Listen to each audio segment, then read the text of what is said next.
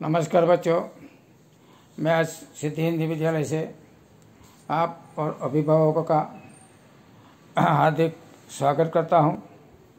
और मैं जो परिभाषा एक तीसरे स्पीयरमैन क्रमांक सहसंबंध के बारे में समझाने जा रहा हूं, तो अच्छी तरह से थोड़ा समझना।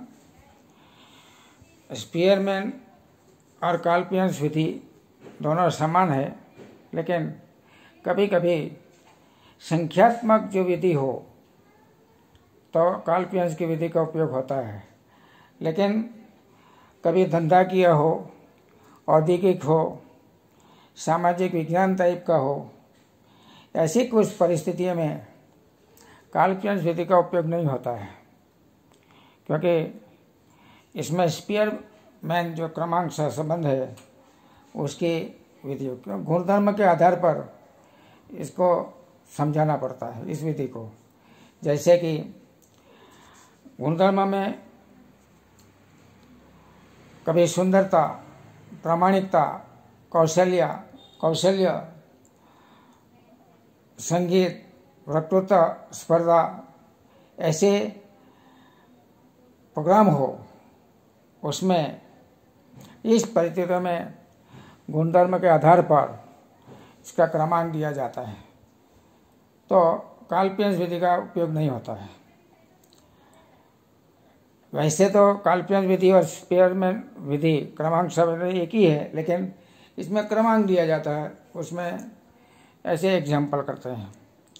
तो सामान्य दो चलों के बीच में, यदि दो चलों के बीच में अपकिरण अधिक हो, आपको देखो दो चलों के बीच में अपकिरण अधिक हो, तो तब काल्पियंस विधि का उपयोग नहीं होता है, लेकिन स्पीयरमैन क्रम सहसंबंध गुणा की विधि का उपयोग होता है,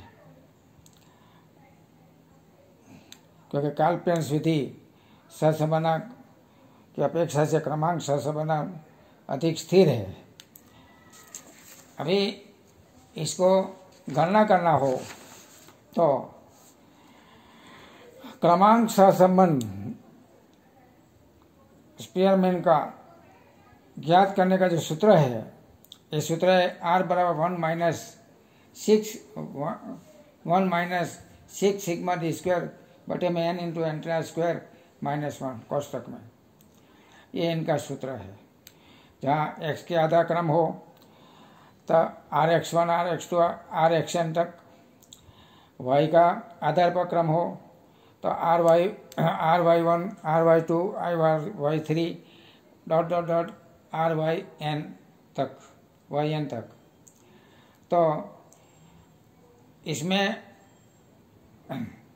कोष्टक बनाना पड़ता है, जो एग्जाम्पल दिया होता है वो, फिर R निकालना पड़ता है, D निकालना पड़ता है, और D निकालना हो तो Rx माइनस RY,